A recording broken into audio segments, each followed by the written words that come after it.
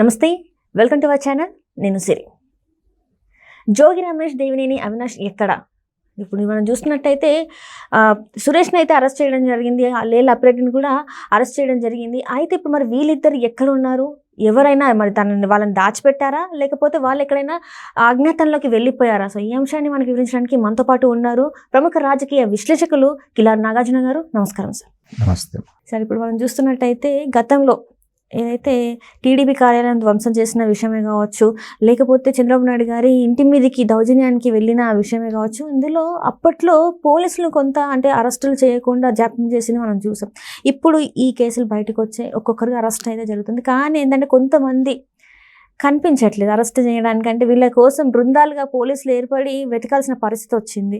వెతుకుతున్నారు, ఒక్కొక్కరుగా దొరుకుతున్నారు. అయితే ఇద్దరు మాత్రం ఇంకా ఇంతవరకు దొరకలేదు, దేవినేని అవినాష్ ఇంకా జోగి రమేష్.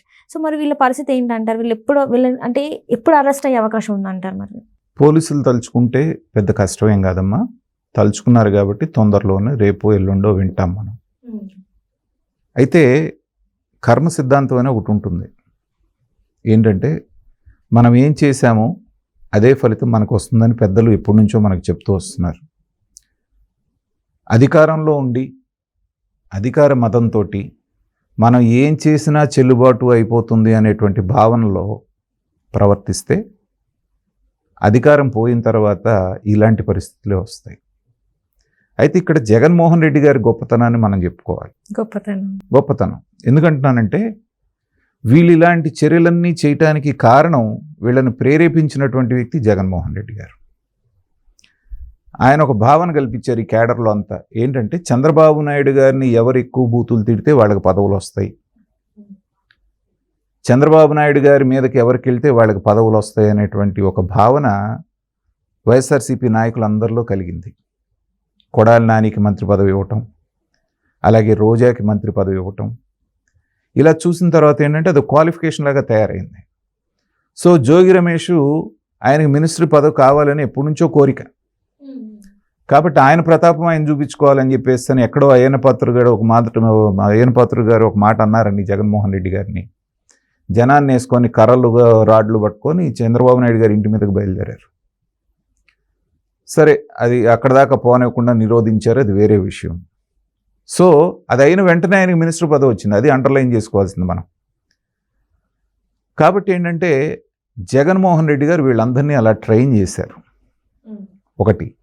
రెండవది, జగన్మోహన్ రెడ్డి గారు రెండో గొప్పతనం ఏంటంటే తన నాయకుల్ని, ఆఫీసర్లని, మనం ఎంత అత్యంత తెలివిగల వాళ్ళు, మేధావులు అనుకున్నటువంటి ఐఏఎస్ ఐపీఎస్ ఆఫీసర్ని కూడా ఎలాంటి భ్రమల్లోకి తీసుకెళ్లాడంటే ఇంకొక 20 సంవత్సరాల పాటు నేనే ముఖ్యమంత్రిని, చంద్రబాబు నాయుడు గారి వయసు అయిపోయింది, ముసలాయన, తెలుగుదేశం పని అయిపోయింది, ఇంకా ఎప్పటికీ మనమే అధికారంలో ఉంటామనేటువంటి భ్రమలోకి ఇటు నాయకుల్ని, అటు క్యాడర్ని, అటు ఐఏఎస్ ఐపీఎస్ ఆఫీసర్ని, అధికారులను కూడా తీసుకెళ్ళాడు. అది జగన్మోహన్ రెడ్డి గారి గొప్పతనం. అనుకోకుండా వీళ్ళు మర్చిపోయినటువంటి విషయం ఏంటంటే అటు తెలుగుదేశం అయినా ఇటు వైఎస్ఆర్సీపీ అయినా వాళ్ళ తలరాతని నిర్ణయించేటువంటి వాళ్ళు ఓటర్లు అన్న సంగతి మర్చిపోయారు. వాళ్ళు చేసే తప్పులన్నింటినీ 1, 2, 3 శిశుపాలుడు అంటారు కదా జగన్మోహన్ రెడ్డి గారు. అలాగే జగన్మోహన్ రెడ్డి గారు చేసిన తప్పులన్నీ లెక్క పెట్టుకున్నారు జనాలు, 1, 2, 3 అని. కరెక్ట్గా 100 తప్పులు అయిపోగానే, అంటే 5 ఏళ్ళు పూర్తి కాగానే ఆయనకి శిరశ్ఛేదనం చేశారు రాజకీయంగా. మళ్ళీ తల నరికారంటే జగన్మోహన్ రెడ్డి గారు తల నరికారు అనుకుంటారు, ఎలా కాదు, రాజకీయంగా. సో 151 సీట్లు ఆయన 11 సీట్లకు పరిమితం చేసి కూర్చోబెట్టిన తర్వాత ఇప్పుడు ఒక్కొక్కటిగా బయటకు వస్తున్నాయి. తెలుగుదేశం క్యాడరు నాయకులు అనుకున్నది ఏంటంటే అధికారంలోకి రాగానే వెంటనే ఒక వారం రోజుల్లోనూ 10 రోజుల్లోనూ వీళ్ళందరినీ ఎత్తి లోపలేస్తారు చంద్రబాబు నాయుడు గారు. ఎందుకంటే లోకేష్ గారు రెడ్ బుక్ అని చెప్పేసి పట్టుకొని బెదిరిస్తున్నారు కదా, అయిపోయింది అనుకున్నారు. కానీ అధికారంలో రాగానే చంద్రబాబు నాయుడు గారు పోలవరం, అమరావతి, మిగతావి అవి మాట్లాడుతుంటే చాలామంది నిరుత్సాహపడ్డారు, ఇంకెళ్ళని వదిలేస్తారేమో, పట్టించుకోరేమో అని. కానీ గ్రౌండ్ వర్క్ అనేది జరుగుతూనే ఉంది. పకడ్బందీగా దానికి కావాల్సినటువంటివన్నీ కూడా ఫ్రేమ్ చేయాలి, ఆ పని మీద ఉన్నారు. అది అయిపోయిన వెంటనే వీరాది వీరులం అని చెప్పేసి గుండెలు ఇప్పుకొని తిరిగిన వాళ్ళందరూ కూడా హైకోర్టుకు పరిగెత్తారు.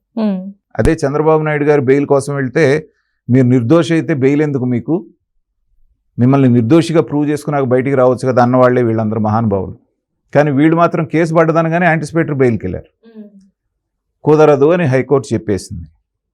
చెప్పిన తర్వాత కనీసం మేము సుప్రీంకోర్టులో అప్పీల్ చేసుకుంటాం కాబట్టి 2 వారాలు గడువు ఇవ్వండి మాకు, మమ్మల్ని అరెస్ట్ చేయకుండా అన్నారు. అది కూడా కాదు పొమ్మంది.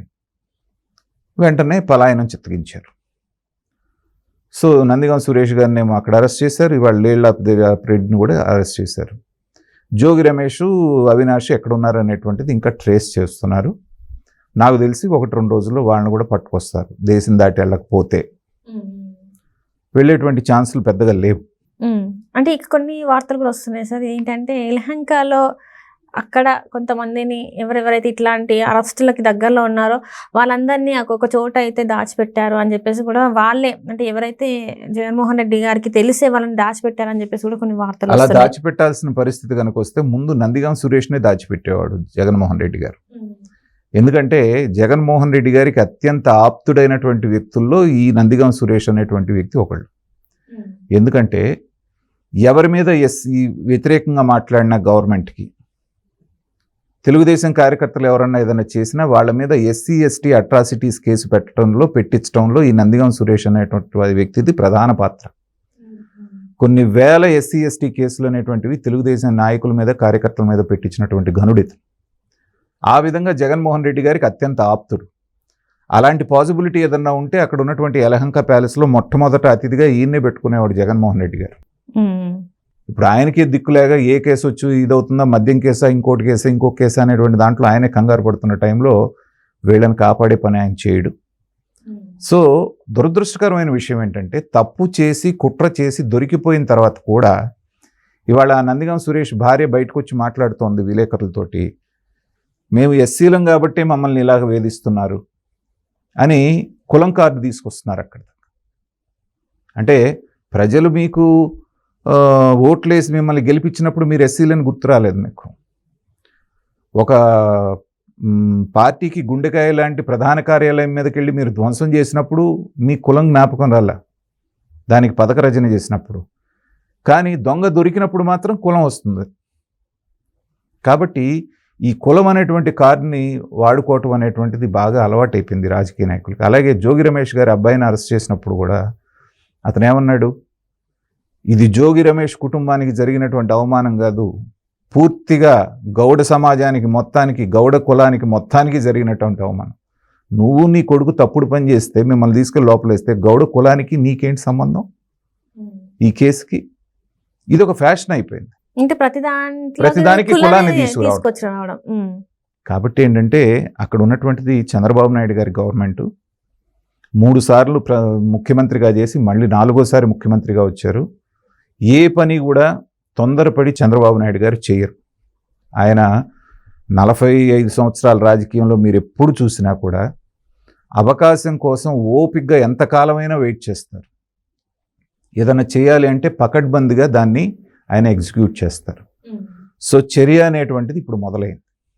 నందిగం సురేష్ తోటి మొదలయ్యి 1 by 1 ఎవరిని వదిలిపెట్టే సమస్య లేదు. దీంట్లో కొన్ని వాటిల్లో సజ్జల రామకృష్ణారెడ్డి పేరుతో సహా వినపడుతూ ఉన్నాయి. కాబట్టి పెద్ద తలకాయలు అధికారాన్ని అడ్డం పెట్టుకొని అడ్డగోలుగా ప్రవర్తించిన ఎవ్వరు కూడా తప్పించుకునేటువంటి అవకాశం ఉండదు. వీళ్ళకి పడేటువంటి శిక్షలు, వీళ్ళకి జరిగేటువంటి ట్రీట్మెంట్ అనేటువంటిది భావితరాల్లో వచ్చేటువంటి రాజకీయ నాయకులకి ఒక ఎగ్జాంపుల్ లాగా ఉండాలి. ఇలాంటి తప్పుడు విధానాలు అనుభవిస్తారు తెలుగుదేశం వాళ్ళైనా వైఎస్ఆర్సీపీ వాళ్ళైనా. అధికారంలో ఉన్నప్పుడు కనుక మనం అడ్డగోలుగా వ్యవహరిస్తే తదనంతరమైనా సరే దాని పరిణామాలు మనం అనుభవించాల్సిందే అనేటువంటి ఒక లెసన్ని ఈ చర్యలు, ఈ అరెస్టులు అనేటువంటిది మనకు నేర్పించాలని ఆశిద్దాం. Right, thank you so much.